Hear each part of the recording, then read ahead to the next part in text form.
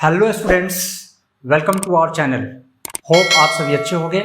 आज हम एक नया लेसन लाइन एंड एंगल्स का इंट्रोडक्शन करने जा रहे हैं। ये लेसन बहुत ही इंटरेस्टिंग और बहुत ही इजी है, so keep watching till last, खासकर जो 9th के स्टूडेंट्स हैं।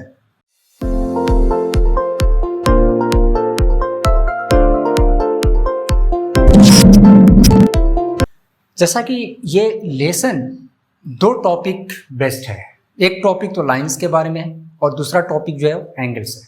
मतलब कि इन दोनों टॉपिक के बारे में हमें अच्छे से इस लेसन में समझना है।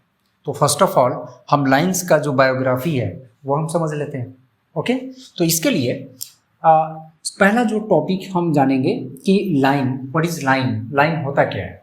ओके, तो एक्चुअली आप जैसा कि आप देख रहे हो यहाँ पे, ये हमने एक लाइन को ड्रॉ किया है। ए बी जो है एक लाइन है, और एक्चुअली ये जो लाइन एक्चुअली हमने खींचा ऐसे, ये क्या है, ए सेट ऑफ पॉइंट्स। इसमें बहुत से छोटे छोटे पॉइंट्स हैं, छोटे छोटे पॉइंट्स हैं, जिसको बहुत ज़्यादा हम डीप करेंगे तो क्या बन जाएगा, एक लाइन बन जाएगा। So what is line? Line is a set of points that has no end points. Okay, no end points का मतलब कि इसको हम दोनों डायरेक्शन में इनफाइनाइटली ले जा सकते हैं, इसका एंड नहीं होता है। So this is the symbol of line. और इसको हम डिनोट, जैसे ए बी, दो पॉइंट अगर इस पर हम दे दें तो इसको डिनोट करेंगे कैसे, ए बी जो है ऊपर में ऐसा सिंबल बना देते हैं, तो ये हुआ लाइन ए बी का सिंबल। ओके, दूसरा पॉइंट है रे। रे एक्चुअली क्या है, रे is a part of line that has one and point. इसमें क्या होता है कि रे को हम किसी एक डायरेक्शन में इनफाइनाइटली ले जा सकते हैं और एक इसका एंड पॉइंट होता है। ओके, तो this is the symbol of रे।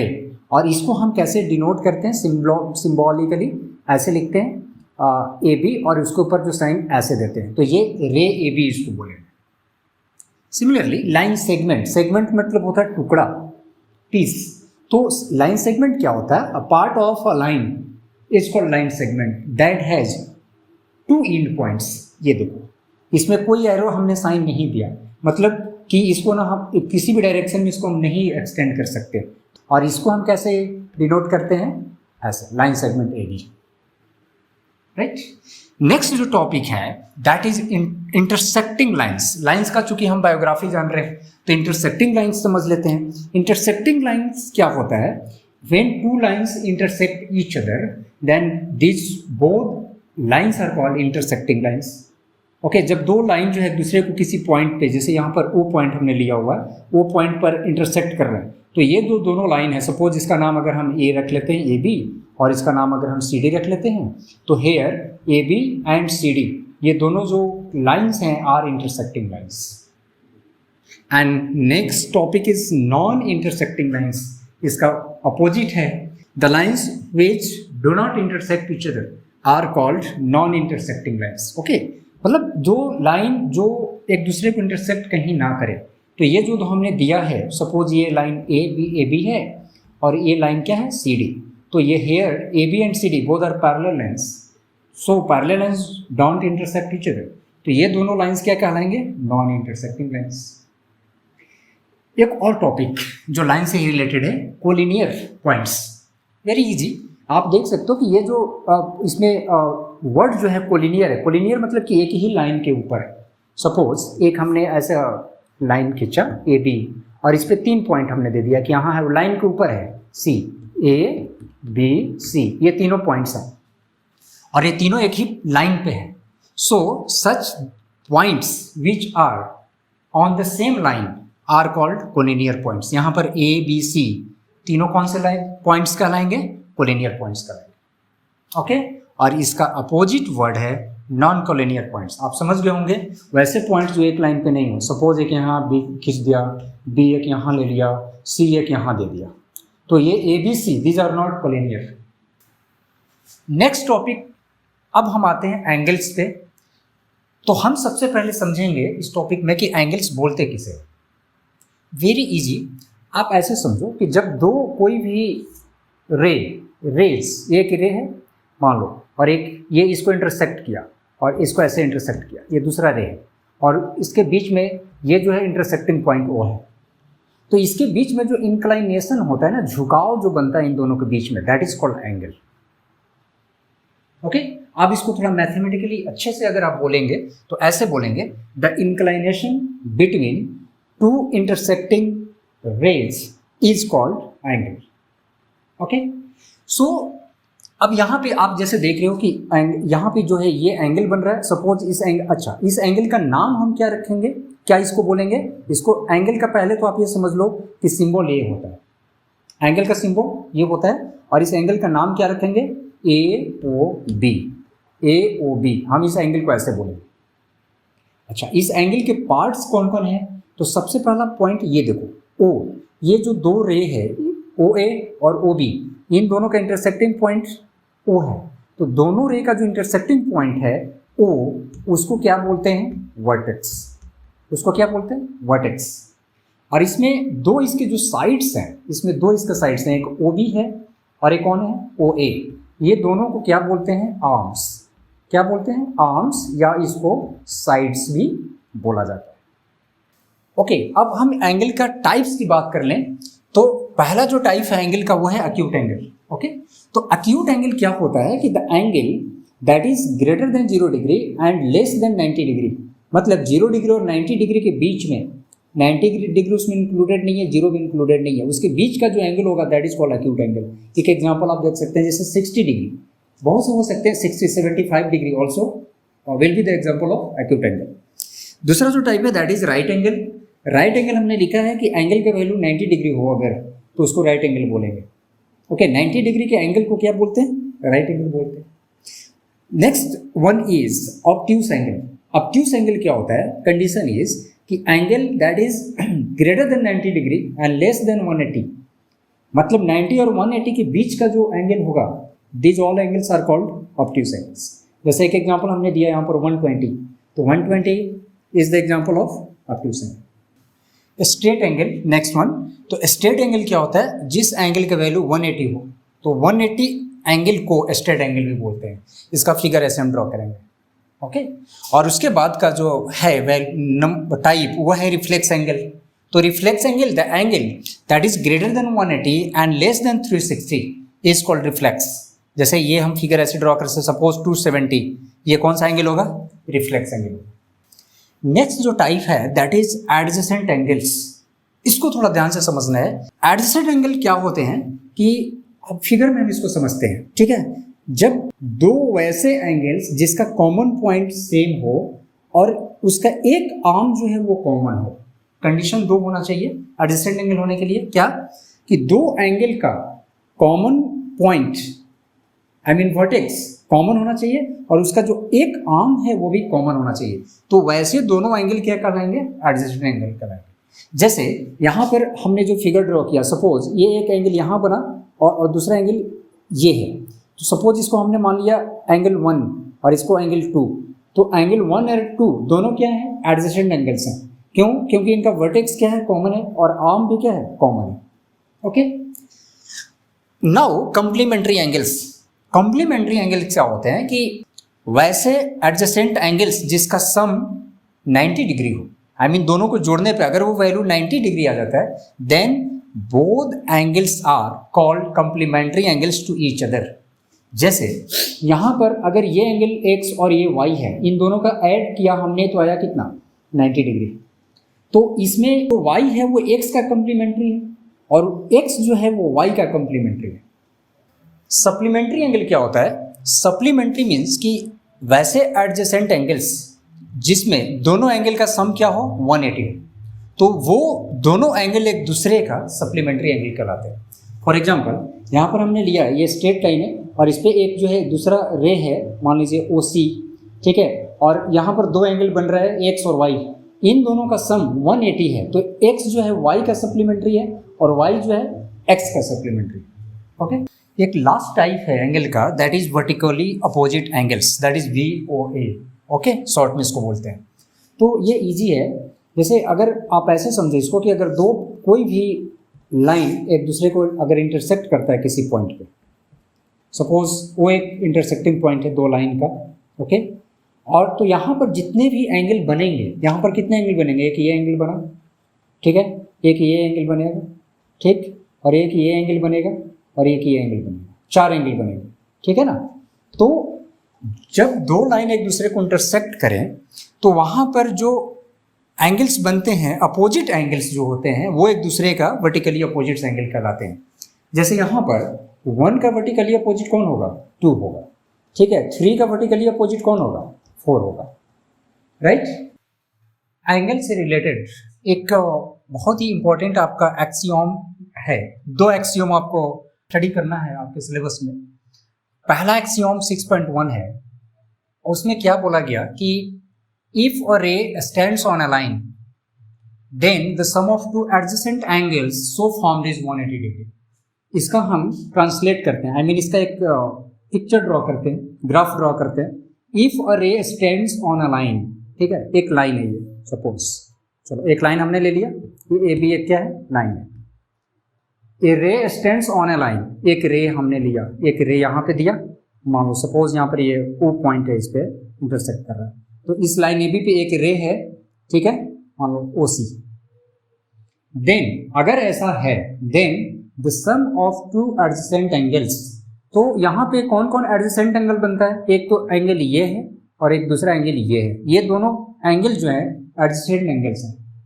सो यही बोला जा रहा है कि if ray stand on a line then the sum of 2 adjacent angles so formed is 180 degree, means कि इन दोनों एंगल का सम कितना होगा, 180 डिग्री। सपोज अगर ये x मानते हैं, ये एंगल x और ये एंगल अगर y है, then here angle x plus angle y will be equal to 180 degree.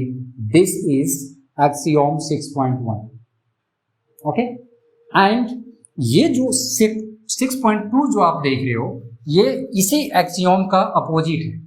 इसमें क्या बोला गया, if the sum of 2 adjacent angles is 180 degree, पहले ही इसमें दे दिया गया। सपोज ये एक लाइन है, ओके, ये एक लाइन सेम, और यहाँ पे एक एडजेसेंट एंगल यहाँ बनाते हैं हम सेम, ये एडजेसेंट एंगल है, ये दोनों एडजेसेंट एंगल है, ओके। तो अकॉर्डिंग टू दिस एक्सियोम कि if the sum of 2 adjacent angles is 180 degree, suppose ये x और ये y है, तो इसके अकॉर्डिंग, इस एक्सियोम के अकॉर्डिंग, अगर x plus y already given है कि 180 डिग्री है, अगर ऐसा है, then the non common arms of the angles, ये एंगल का जो नॉन कॉमन आर्म्स है, इन दोनों एंगल का कॉमन आर्म कौन है, OC है, और नॉन कॉमन आर्म कौन है, OA और OB। क्या बोला जा रहा है, then the non common arms of the angles form a line.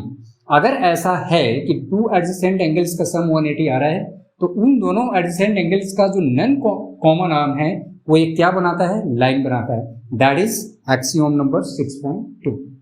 और इन्हीं दोनों को कंबाइंड रूप में, आई मीन ये जो 6.1 एंड 6.2 जो एक्सियोम है, इन दोनों को कंबाइंड फॉर्म में क्या बोलते हैं, लीनियर पेयर एक्सियोम्स, ओके। क्योंकि इसका रिलेशन एक लाइन से है, दैट्स वाई इन दोनों को कंबाइंड फॉर्म में ये नाम दिया गया, राइट। एंगल से ही रिलेटेड एक बहुत इंपॉर्टेंट थ्योरम है जो अक्सर आपसे पूछा जाता है एग्जाम में और प्रूफ करने के लिए भी आता है, और वो थ्योरम क्या है कि if 2 lines intersect each other then the vertically opposite angles are equal. 2 line, suppose एक AB लाइन है और दूसरा लाइन क्या है, CD, और ये दोनों इंटरसेक्ट किया किसी पॉइंट पे, सपोज ये पॉइंट यहाँ मान लेते हैं कि O है, O पॉइंट पे इंटरसेक्ट किया, तो यहाँ पे जो वर्टिकली अपोजिट एंगल्स बने, तो वर्टिकली अपोजिट्स आपको एंगल कौन कौन है पता है। 1 का वर्टिकली अपोजिट एंगल कौन होगा, 3, और 2 का वर्टिकली अपोजिट एंगल 4। तो ये आपको प्रूफ करने के लिए आता है कि प्रूफ दैट कि angle 1 is equal to angle 3 and angle 2 is equal to angle 4। Very easy. आपको कोई भी थ्योरम प्रूफ करने के लिए अगर आए तो सबसे पहले आप गिवन लिख लो क्या क्या दिया हुआ है। तो यहाँ पर हम गिवन जो ग्राफ में देख रहे हैं वो लिख देंगे, ए बी एंड ये line A B and line C D, ठीक है। इंटरसेक्ट आप लिख लो यहाँ पर, इंटरसेक्ट ईच अदर, ठीक है, each other at point O, right, at point O पे इंटरसेक्ट कर रहे हैं एक दूसरे को, हमने लिख लिया, ठीक है। अब यहाँ पर लिख लेंगे कि वर्टिकली अपोजिट एंगल्स आर, इसमें कौन कौन है, 1 एंड 3, 1 का वर्टिकली अपोजिट कौन है? 3 है। 1 का वर्टिकली अपोजिट एंगल 3 है, और एंगल 2 का वर्टिकली अपोजिट कौन है? एंगल 4। ये वर्टिकली अपोजिट एंगल्स बनते हैं। नाउ हमें टू बी प्रूव्ड हमें क्या प्रूफ करना है वो हम लिख लेंगे। टू बी प्रूव्ड हमें ये साबित करना है कि वर्टिकली अपोजिट्स एंगल जो होते हैं इक्वल होते हैं। आई मीन प्रूफ ये करना है कि angle 1 is equal to angle 3 and angle 3 is equal to angle 4, यही प्रूफ करना है। तो हम देख लेते हैं यहाँ पर प्रूफ्स। अब इसके बाद हम देते हैं क्या प्रूफ्स, हम अपना प्रूफ देंगे कि कैसे ये होगा। वेरी इजी, 2-3 स्टेप में हो जाएगा। आप यहाँ ध्यान से देखो, यहाँ पर जो AO है, लाइन जो CD है, उस पर AO जो है एक रे आकर के मिलता है, तो एंगल बनता है 1 और 2, 2 एंगल बनते हैं, और दोनों एंगल जो है वो कौन सा एंगल है? एडजस्टेड एंगल्स हैं। अभी हमने पढ़ा एक्सियोम 6.1 कि अगर किसी लाइन पे कोई रे आकर मिलता है तो उसके एडजेसेंट एंगल्स का जो सम होता है वो कितना आता है? 180 होता है। सो प्रूफ हम ये देंगे कि angle 1 plus angle 2 will be equal to 180। कहाँ से आया? फ्रॉम एक्सियोम 6.1, ऐसे देंगे, ठीक है। और ये इक्वेशन 1 हम मान लेंगे, दिस इज इक्वेशन 1। सिमिलरली इसी तरह से हम देखेंगे एंगल 2 एंड एंगल 3, ये भी क्या है? एडजेसेंट एंगल्स हैं और ए भी लाइन पे है, तो ये दोनों एंगल भी क्या होगा? Angle 2 plus angle 3, this will also be equal to 180 degree from axiom 6.1। This is equal to equation number 2। हमने इसको ये कंसिडर किया। From equation 1 and 2। अब इक्वेशन 1 एंड 2 को आप जरा कंपेयर करें।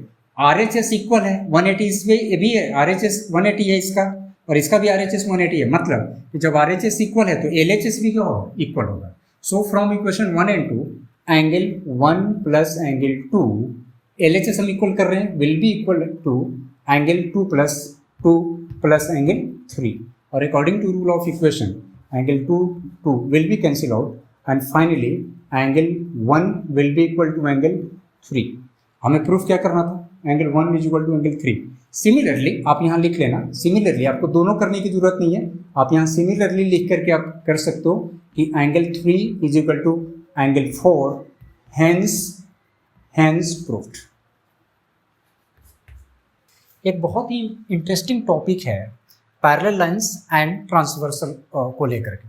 ओके, तो सबसे पहले हम जान लेते हैं कि ट्रांसवर्सल होता क्या है। तो आप ऐसे इसको समझो कि जब दो लाइंस को, मान लो कि ये 2 लाइन है, ठीक है, कोई भी एक लाइन, तीसरा लाइन ऐसे इन दोनों को अगर इंटरसेक्ट करता है, तीसरा लाइन जो 2 लाइन को इंटरसेक्ट करे, ओके, तो ये जो लाइन होगा, सपोज ये लाइन L है और ये 2 अलग अलग लाइन, एक लाइन M और दूसरे लाइन N को इंटरसेक्ट कर रहा है दोनों को, तो ये जो लाइन L है यही क्या कहलाएगा? ट्रांसवर्सल कहलाएगा। अब यहाँ आते हैं पैरेलल लाइंस। अगर वो ट्रांसवर्सल किसी 2 पैरेलल लाइंस को इंटरसेक्ट करे, पैरेलल लाइंस दोनों है अभी यहाँ पर मेरा, ओके, तो वैसे ट्रांसवर्सल किसी भी लाइन को अगर वो इंटरसेक्ट करता है तो वो ट्रांसवर्सल कहलाएगा। लेकिन अगर 2 पैरेलल लाइन को अगर कोई ट्रांसवर्सल इंटरसेक्ट कर रहा है 2 पॉइंट पे, तो उसमें अलग अलग थियरम्स और अलग कॉन्सेप्ट्स आते हैं। वो कौन कौन है वो देख लेते हैं। सबसे पहले तो ये हम जानेंगे कि 2 पैरेलल लाइंस को जब ये ट्रांसवर्सल L जो है इंटरसेक्ट करता है तो कितने तरह के एंगल्स बनते हैं। पहला जो एंगल बनता है वो करस्पॉन्डिंग एंगल्स।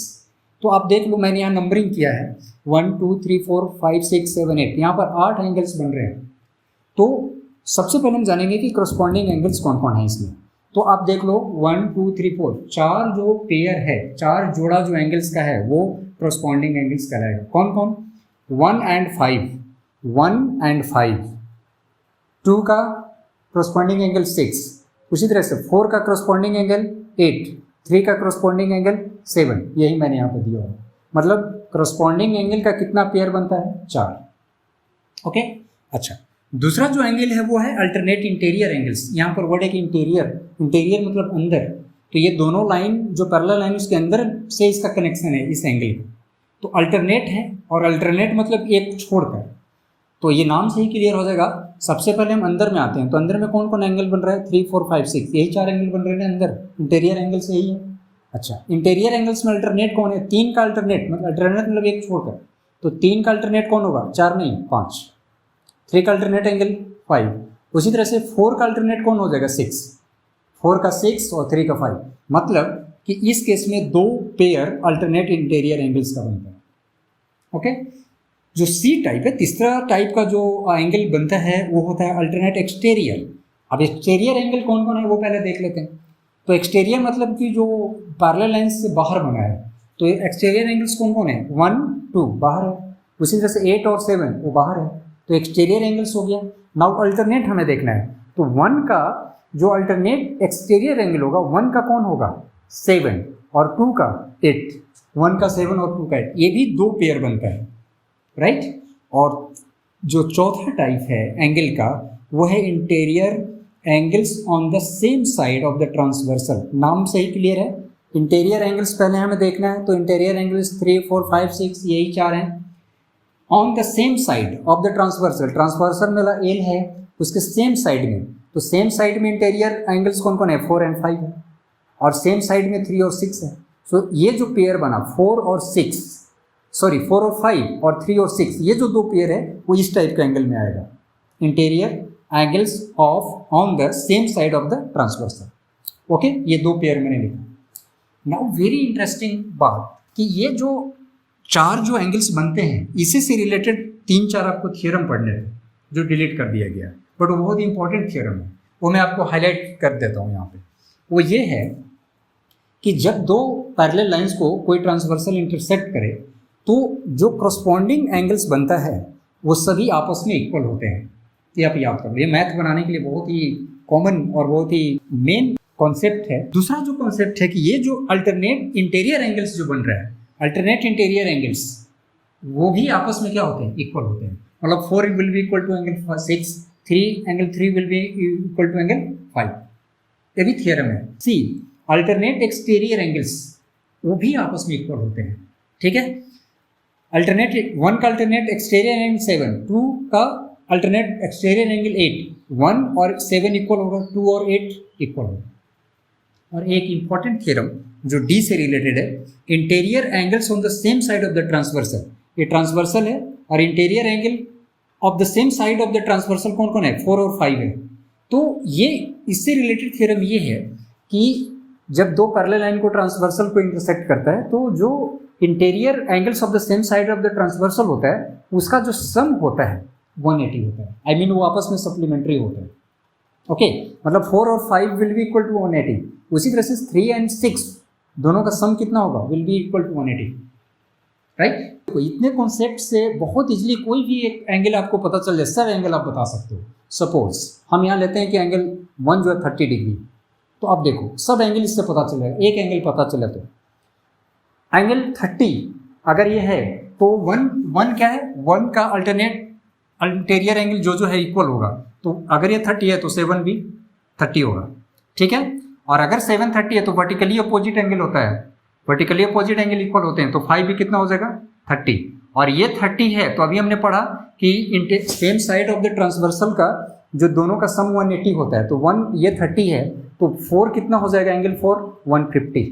और 150 है अगर तो इसका ये देखो अल्टरनेट इंटीरियर एंगल इक्वल होता है 4 विल बी इक्वल टू 6, तो ये भी 150 हो जाएगा। ओके, और इसी तरह से 3 का अल्टरनेट इंटीरियर एंगल कौन है 5, तो अगर ये 30 है तो ये भी कितना हो जाएगा 30। ओके, अब कौन बचा, अब 2 हमें बताना है। तो देखो ये वर्टिकली अपोजिट एंगल है 154 का वर्टिकली अपोजिट एंगल 2 है, अभी हमने प्रूफ किया। तो 150 अगर है तो ये भी 150 हो जाएगा। सिमिलरली 150 ये है 6, वर्टिकली अपोजिट एंगल 150। एक एंगल हमें पता चला, सब एंगल हम पता कर सकते हैं। लेसन का सबसे जो लास्ट टॉपिक है दैट इज थ्योरम नंबर 6.6, और उसमें क्या बोला गया, बहुत ही इजी थ्योरम एक बोला गया आपसे, वो पैरेलल लाइन को लेकर के है कि lines which are parallel to the same line are parallel to each other. मतलब कि सपोज यहाँ पर ये 2 लाइन आपस में पैरेलल है, M is parallel to L, और ये बोला जा रहा है कि अगर एक और हम लाइन लेते हैं, सपोज एक और लाइन हमने ड्रॉ कर लिया दैट इज एन, ठीक है। तो पहले क्या था, एम पैरेलल एन, ओके, और जो एन है वो भी एल का पैरेलल है। मतलब अगर हम ये कर लें, गिवन अगर हम लिख लें ऐसे कि क्या क्या इसमें है कि जो लाइन एम है पैरेलल टू लाइन एल, और इक्वेशन 1 आप ऐसे इसको समझ लो, और ये जो लाइन है N is parallel to L, मतलब ये लाइन भी इसके पैरेलल और ये लाइन भी इसके पैरेलल, अगर ऐसा है then this line and this line, I mean m and n also will be parallel to each other. यही थियरम नंबर 6.6 है. Okay, then line in will also be parallel to line in. This is theorem number 6.6. Hope आपको एक introduction easily समझ आया होगा. फिर भी अगर कोई आपको डाउट होता है किसी पॉइंट पे, without any hesitation you can comment in the comment box. और हाँ, अगर आपको वीडियो पसंद आया तो do subscribe and do like. Thank you.